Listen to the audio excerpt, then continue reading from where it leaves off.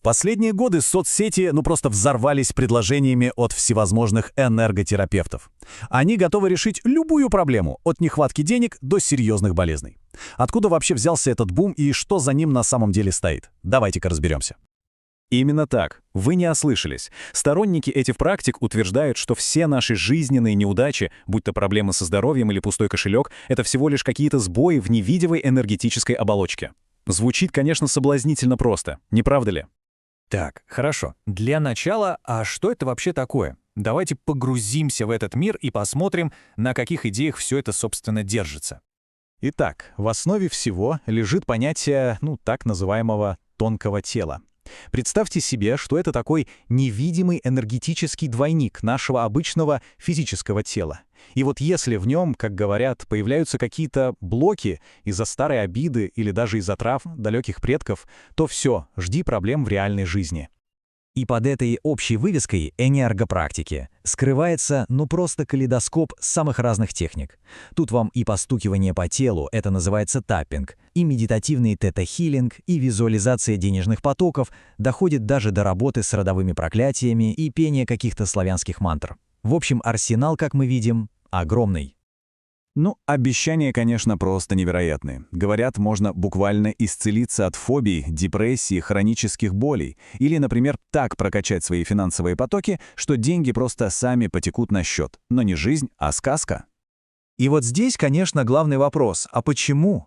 Почему в это верят миллионы людей? Ответ, как это часто бывает, кроется в психологии. В нашем общем желании найти простые решения для сложных проблем. Давайте по-честному. Ведь медитировать на денежный поток — это же намного проще и приятнее, чем копаться в реальных запутанных проблемах, правда? И вот посмотрите, этот слайд отлично показывает, о чем речь. С одной стороны, трудный путь, походы по врачам, анализы, долгое и сложное лечение, а с другой, помедитировать, постучать по телу, или вот финансы. Зачем вести этот нудный бюджет, если можно просто, открыть денежный канал? Выбор для многих кажется очевидным. И вот что очень важно понимать. Чаще всего в эту ловушку попадают люди, которые находятся, в действительно отчаянном положении. Когда традиционная медицина, скажем, разводит руками или лечение не помогает, вот тогда идея мгновенного чуда через работу с энергией кажется настоящим спасательным кругом. Так, хорошо. С обещаниями и причинами популярности вроде разобрались. А что же по этому поводу говорит наука? Давайте теперь посмотрим на факты.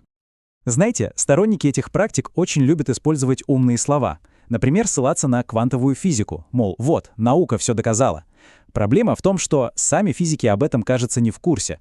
Научное сообщество относится к таким вещам, скажем так, с огромным скепсисом. А вот вам просто отличный пример этой самой научной базы. Вот эта цифра на экране — это количество участников в исследовании, которое якобы доказало, что таппинг, внимание, меняет гены человека. 16. Всего 16 человек. В мире науки такая выборка — это даже не смешно, это просто ни о чем. Но постойте, скажет кто-то. Ведь некоторым людям и правда становится лучше. Как так? И у науки на это есть вполне конкретный ответ — эффект плацебо. То есть если человек очень сильно верит, что лечение поможет, его мозг сам может запустить в организме реальные процессы улучшения. Работает сила веры, а не какие-то там потоки энергии.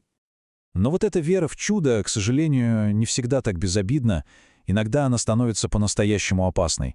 Особенно в тех случаях, когда люди начинают заменять реальную, доказательную медицину вот такими эзотерическими ритуалами. И, кстати, интересный момент. Часто говорят про древние знания, про мудрость веков, а теперь давайте посмотрим на даты. Многие из самых популярных сегодня практик — это, по сути, новодел. И тета-хилинг, и таппинг придумали не какие-то там древние мудрецы в Гималаях, а вполне конкретные предприимчивые люди в Америке, причем совсем недавно, в 90-х. А вот сейчас, пожалуй, самый шокирующий факт во всей этой истории. Основательница тета-хилинга, Вианна Стайбл, построила всю свою империю на истории о том, как она сама себя исцелила от рака. Так вот, позже в суде выяснилось, что никакого рака у нее никогда и не было. Это был просто доказанный обман. И вот это подводит нас к самой главной опасности. Дело даже не в потраченных деньгах, дело в потерянном времени. Когда человек с серьезным заболеванием отказывается от настоящего лечения в пользу вот таких ритуалов, это может стоить ему жизни. Но значит ли это, что все, что связано с этими практиками, это сплошной обман и вред? Ну, не совсем. Тут важно, как говорится, отделить зерна от плевел, то есть полезные техники от псевдонаучной шелухи, в которую их заворачивают. Вот взгляните на это сравнение. С одной стороны, медитация, дыхательные упражнения, умение концентрироваться. Это реально работающие вещи. Их польза для снижения стресса научно доказана. Но, чтобы они работали, им совершенно не нужна вся эта мистическая история про чакры, энергетические потоки и родовые блоки. Так что же в итоге? Какой главный вывод можно сделать? Медитация и дыхательные практики — это отличные работающие инструменты, чтобы справляться со стрессом.